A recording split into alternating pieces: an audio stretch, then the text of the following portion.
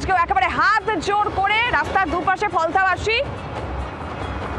যারা একসময় ভয়ে মুখ খুলতে পারতো না, জাহাঙ্গীরের বিরুদ্ধে যাদের একাধিকবার সেই ক্ষোভ তাদের সামনে এসেছে, তাদের সামনে হাত জোর করে পুষ্পা।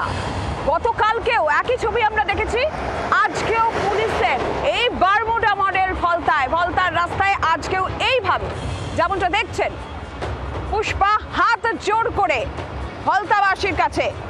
নকিবউদ্দিন গাজী রয়েছেন আমাদের সঙ্গে এই মুহূর্তে টেলিফোন লাইনে। নকিবউদ্দিন, পুষ্পা তাহলে ক্ষমা চাইছে?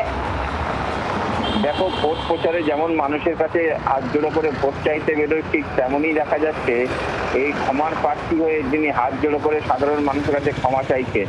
কালকের দৃশ্য যা এবং আজকের দৃশ্য একই দেখা যাচ্ছে। এই ফলতা এলাকার সুজাপুর কাটাখালী এলাকায় তিনি এইভাবে প্যারেড করছেন এবং মূলত পুলিশ প্রশাসনের তাকে নিয়ে যায় এবং প্রায় 1 কিলোমিটার করে বিভিন্ন জায়গায় এভাবে হাঁটায়। আজকে 2টি জায়গায় তাকে হাঁটানো হয়েছে বলে এমনটাই জানা যায় পুলিশ সূত্রে। মূলত সাধারণ মানুষের দেখে, এই পুষ্পাকে দেখেই যথেষ্ট ভয় পেত, মুখ খুলতে পারতো না, কথা বলতে পারতো না, সেই পুষ্পাকে মাথা নিচু করে হাত জোড় করে আজকে তাদের সামনে হাত জোর করে পুষ্পা ক্ষমা চাইছে। রাস্তায় পুষ্পা এইভাবে ঘোরানো হচ্ছে পুষ্পাকে, আর রাস্তার দুপাশে ফলতার মানুষ তাদের সামনে হাত জোর করে। এক সময় ফলতার ত্রাস পুষ্পা। নকিবউদ্দিন, ধন্যবাদ।